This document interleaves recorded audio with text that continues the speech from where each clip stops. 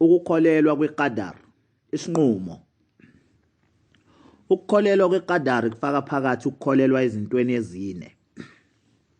Eyokuqala, ukukholelwa ukuthi uAllah wazi okwenzekayo nokusazokwenzeka futhi wazi konke ngezigqila zakhe, izondlo zazo neminyaka yazo, abazoyiphila nezenzo zazo nokunye nje. Akukho lutho kumphuthayo kukho konke lokho, njengoba naye esho, inna Allaha bikulli shay'in alim. Impela uAllah wazi yonke into. Lita'lamu anna Allaha ala kulli shay'in qadir wa anna Allaha qad ahata bikulli shay'in ilma. Ukuze nazi ukuthi uAllah akehlulwa lutho nokuthi impela wengamele yonke into ngolwazi. Esibili, ukukholelwa ukuthi ukulobe konke anqume ukuthi kwenzeke ngaphambi kokuthi kwenzeke, njengoba esho, qad alimna ma tanqusul ardu minhum wa indana kitabun hafiz. Nebala, impela sikwaze kahle lokho umhlaba okucuyayo kubo, futhi sinencwadi elondoloziwe.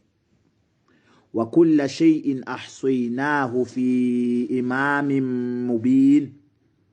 Futhi yonke into siyiqophe encwadini ecacile.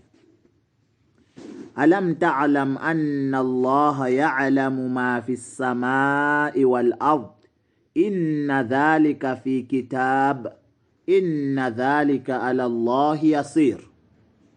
Awazi yini ukuthi uAllah wazi konke okusezulwini nokusemhlabeni? Impela lokho kusencwadini, impela lokho kulula kuAllah. Esithathu, ukukholelwa entandweni yakhe eyenzekayo.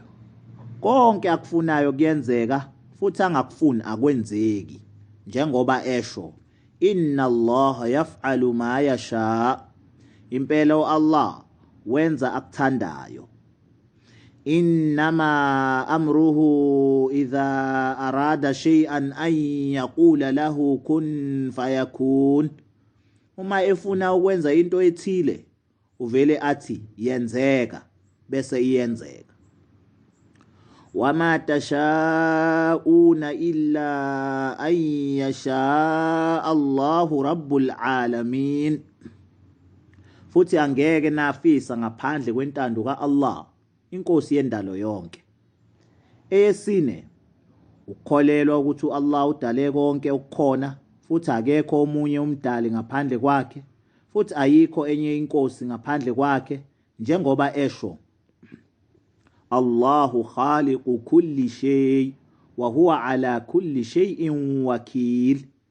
uAllah ungumdali wezinto zonke futhi nguyena onakekela yonke into. Ya ayyuhan nasu dhkuru ni'matallahi alaykum hal min khaliqin ghayrullahi yarzuqukum minas samai wal ard la ilaha illahu fa anna tu'fakun. Nina bantu, khumbulani izibusiso zika Allah kini. Ingabe ukhona omunye umdali onondlayo ngokuphezulu nokusemhlabeni ngaphandle kuka Allah na?